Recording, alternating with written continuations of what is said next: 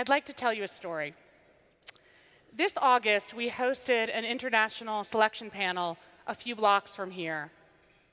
These are 3-day events where we invite candidates around the world to compete for spots in our network. This was our 54th selection panel and our first in New York. I was especially excited to meet a candidate named Latifa Al-Walan. Latifa grew up in Saudi Arabia, but studied for her MBA at the University of Washington, where she became immersed in Seattle's coffee culture. Long frustrated by her mother's terrible version of spicy Arabic coffee, Latifa attempted to recreate her grandmother's recipe, but she found the process complex and time-consuming. It took 30 minutes to make the coffee. No wonder so many Saudi women are spending hours in the kitchen, Latifa thought. She returned to Riyadh to develop an automated alternative, the Nespresso of Arabic coffee. First, Latifa blended lightly roasted beans with 7 spices into pre-measured packages. Next, she worked with a team of local engineers to manufacture a machine that cut down the time of brewing by 75%. She took the time it took to make that grandmother's recipe from 30 minutes down to 7. Like every entrepreneur, Latifa faced naysayers. It will never work. Who would ever buy it? Now, most of these naysayers were men.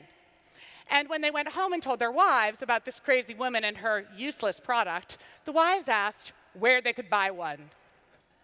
You don't understand this because you don't spend time in the kitchen. I'll take those 23 extra minutes. Latifa now sells her products through top retailers, including Williams-Sonoma and Whole Foods. This year, she'll generate close to $8 million.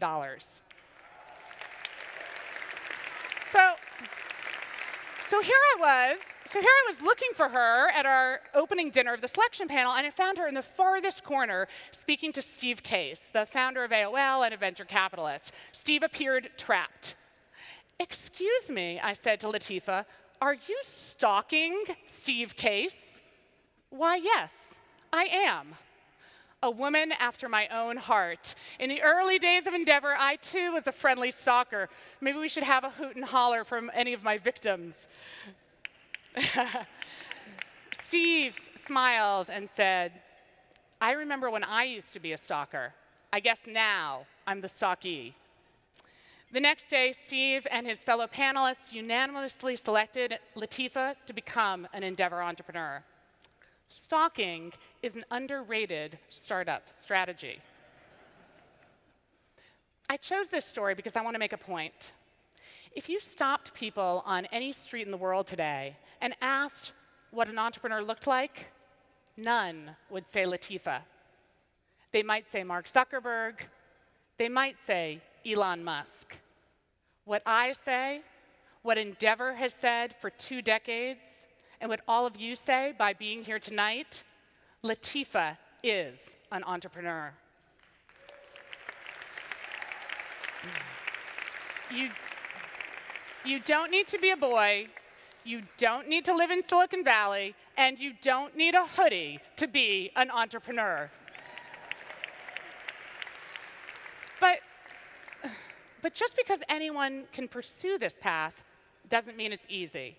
The road is long, lonely, and full of potholes. It's easy for people to get stuck.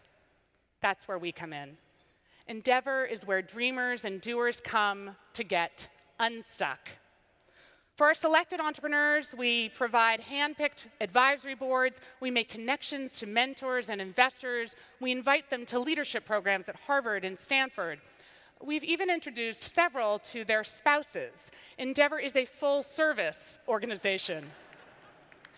And now, for the first time, we can also co-invest in their companies through our Endeavor Catalyst Co-Investment Fund. I'm pleased to announce that as of tonight, our first fund has raised $30 million. Now, we're sensitive to the struggles of entrepreneurs because at Endeavor, we've also gotten us stuck a few times. I want to briefly mention 2 tonight. By 2004, it had taken us 6 years to expand into 5 countries in Latin America. We seemed destined to remain regional. Edgar told me, "Endeavor is charming. I'd like it to become important."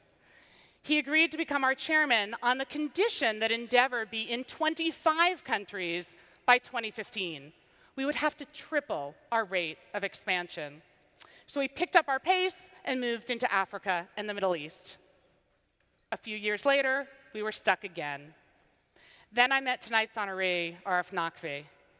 Arif agreed with Edgar. You need to think bigger.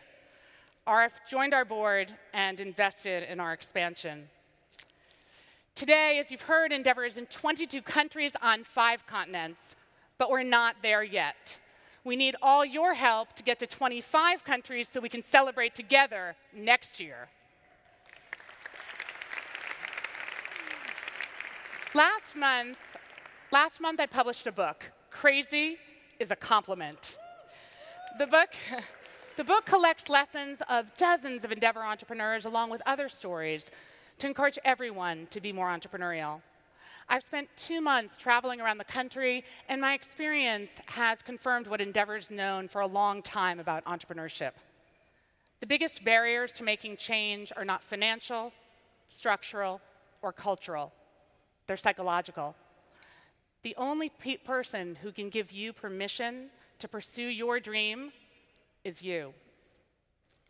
But entrepreneurship is not just about the startup, about getting going. It's also about the scale up, about going big. And to go big, you can't go it alone. That's my message for tonight. The power to get going lies in each of us individually, but the power to go big lies in the network, collectively. This is Endeavor's greatest insight, and it's where we play our biggest role. We build a circle of support around the most promising entrepreneurs so they, in turn, can improve the lives of countless others in their communities. The real power of our network comes from transforming lives and from changing the perception of what it means to be an entrepreneur. This is an important signal. My 9-year-old daughters, Tybee and Eden, are here tonight, and I want them to believe they can realize any dream.